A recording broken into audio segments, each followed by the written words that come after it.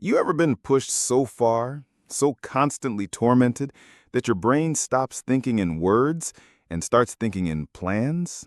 Ugly plans? Because that's where I was, by the end of 8th grade, after years of being emotionally bruised by one guy. His name was Chris.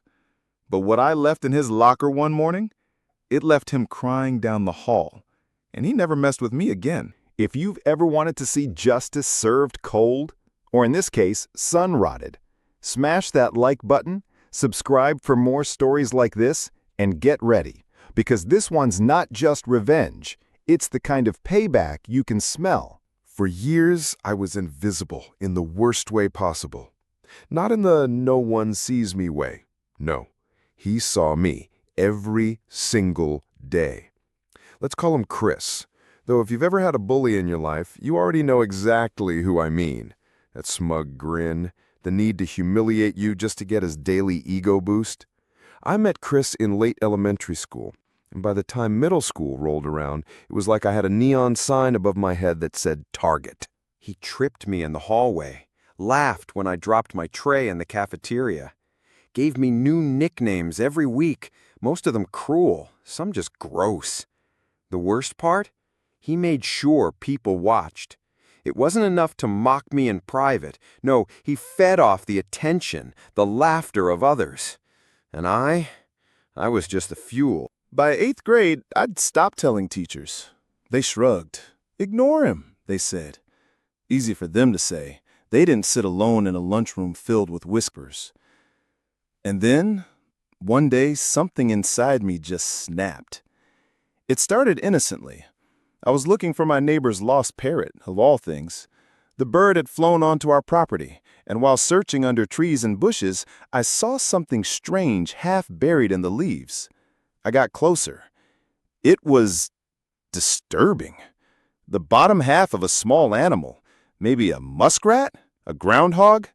I couldn't tell. Whatever it had been, it definitely wasn't whole anymore. All that was left was a mess of fur, some bone, and the unmistakable stench of death. Most people would have turned away. But me? I stared at it for a long time, not in horror, but in silence. And then I had an idea. An awful, brilliant, twisted idea. I dragged it back to the house using a stick and a bag, gagging a little but pushing through it. This was bigger than fear. This was war. My mom was out of town at the time, thank God, so I called her to ask how you might make something like that stop smelling. She asked questions, of course. I dodged them. She eventually gave up and told me nothing useful. I didn't care. I had a plan, so I left the carcass outside in the hot May sun for a few days, just long enough to dry out most of the goop and bugs. It still smelled horrific, but in a way that was manageable, like evil jerky. Once it was prepared, I wrapped it in butcher paper, careful not to gag, and slipped the whole thing into a brown paper bag. And then, in my neatest, fake mom handwriting, I wrote, "Dear Chris, you forgot your lunch this morning. Love, Mom." Why that message? Because Chris always brought lunch from home, a paper bag, every day. It was something people teased him about, ironically, but not enough to make him stop. So I was about to give him one last lunch to remember. The next morning, I got to school early, like ridiculously early, before most kids even stepped off the bus. At our school, lockers weren't locked. Everyone knew that, but it didn't matter. What could anyone possibly want to steal in 8th grade? I found Chris's locker, glanced around once, and slid the bag in. The second the bell rang, I went to class like normal.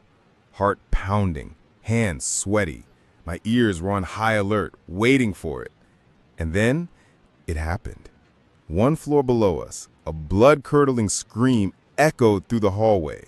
It wasn't playful. It wasn't dramatic. It was pure, visceral disgust. Chairs scraped. Students stood up. Even our teacher paused, confused. Then we all heard it.